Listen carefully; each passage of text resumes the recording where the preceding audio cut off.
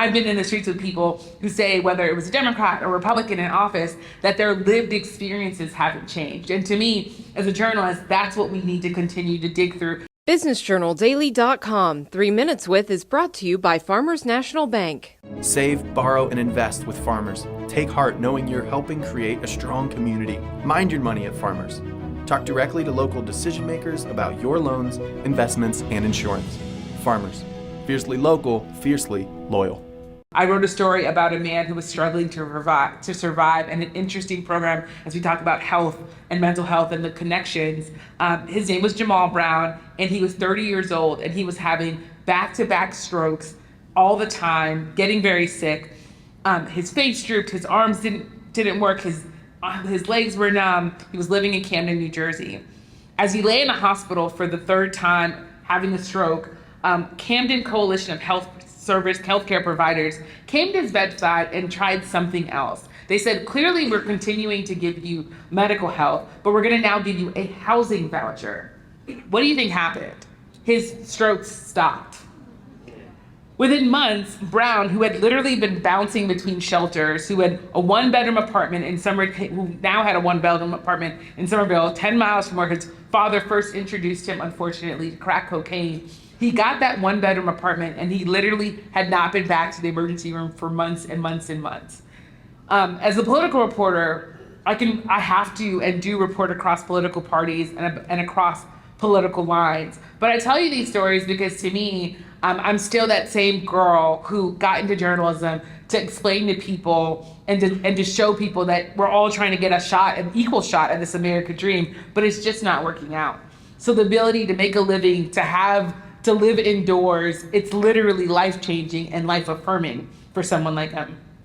When I think about each and every one of us and the talents that we use to help this world, I also think that goal cuts across political debates and arguments and touches on really the very fabric of our nation. And it is integral, it is required of me to continue to hold powerful people, powerful political leaders, local leaders accountable as I do that work.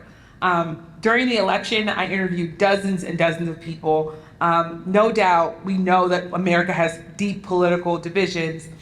But when I look at the scenes playing out across our country, I see in them the embers of a country that can, in some ways, bridge the divides, even if it is with deep political divisions. I think about California in particular, the wildfires, the burnt out rubble, and I was watching some of the stories in the last few months. And there are stories of Americans rescuing each other, of lending a hand to neighbors, communities across state lines, turning into amateur firefighters, turning into people who had no protective gear, and helping them in their homes. And for me, in some ways, it reminded me of putting your needs aside and helping others. One woman saying, to see a community coming together in a time of need and putting differences aside is really what made it count.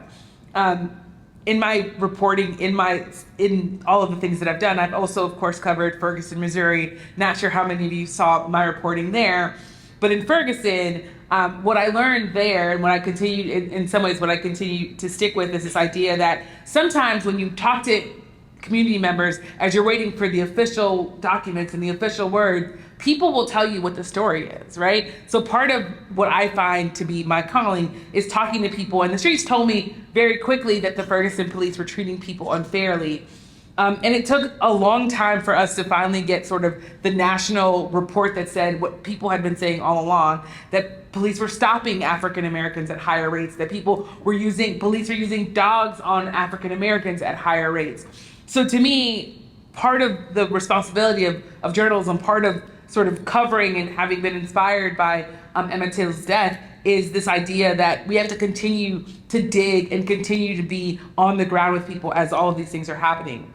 I also remember thinking and being asked about looters and rioters, and I remember thinking, I have to remember that these are actual people who are trying to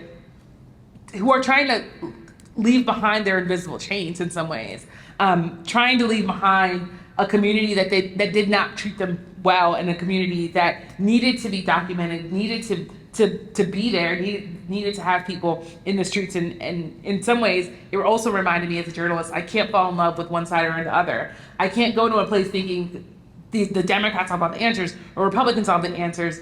for me as a journalist, and it gets on my mother's nerves, I have to continue to remember that politics is a vehicle by which change happens, but that journalism and people and communities are the ways that actual change often really happens. And I've been in the streets with people who say, whether it was a Democrat or Republican in office, that their lived experiences haven't changed. And to me, as a journalist, that's what we need to continue to dig through. How are people's lived experiences not changing, even if someone in the White House is changing? BusinessJournalDaily.com 3 Minutes With is brought to you by Farmers National Bank. Save, borrow, and invest with Farmers. Take heart knowing you're helping create a strong community. Mind your money at Farmers.